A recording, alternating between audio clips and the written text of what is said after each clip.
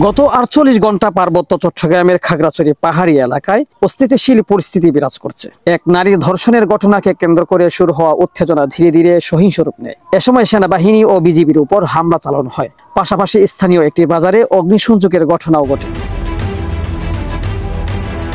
এর আগে একই এলাকায় একটি মোবাইল টাওয়ার থেকে ৬ জনকে অপহরণ করে মুক্তিপণ দাবি করা হয়। সে ঘটনার পর সেনা ও বিজিবি যৌথ অভিযান শুরু করলে পুনরায় পাহাড়িদের উস্কে দিয়ে পরিস্থিতি অশান্ত করার চেষ্টা করা হয় বলে অভিযোগ উঠেছে।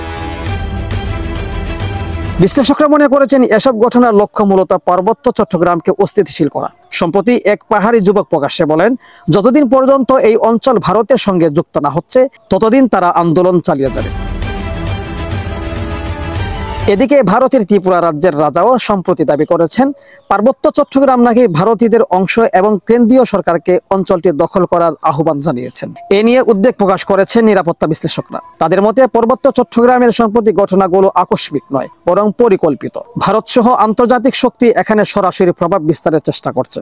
তাদের অভিযোগ, মানবাধিকার লঙ্ঘনের অভিযোগ সামনে এনে জাতিসংঘ সহ বৈশ্বিক মঞ্চে বাংলাদেশের ভাবমূর্তি নষ্ট করার পায়তারা চলছে। সামাজিক যোগাযোগ মাধ্যমেও দেখা যাচ্ছে সমন্বিত প্রচারণা। বিভিন্ন রাজনৈতিক গোষ্ঠী এবং আন্তর্জাতিক পক্ষগুলো একযোগে পাহাড়ি জনগোষ্ঠীর উপর গণহত্যা, নির্যাতন ও মানবাধিকার লঙ্ঘনের অভিযোগ ছাড়ছে। নিরাপত্তা বিশ্লেষকদের দাবি, এসব প্রচারণা বাংলাদেশের বিরুদ্ধে নেগেটিভ ইমেজ তৈরি করার একটি বড় কৌশল।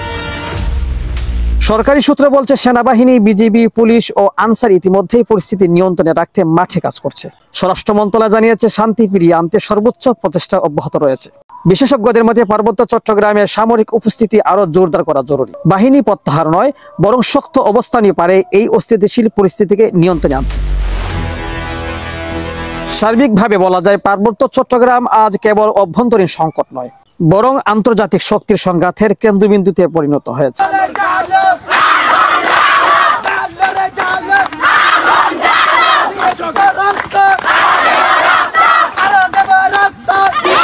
শেখ সাদি, বিডিএস নিউজ।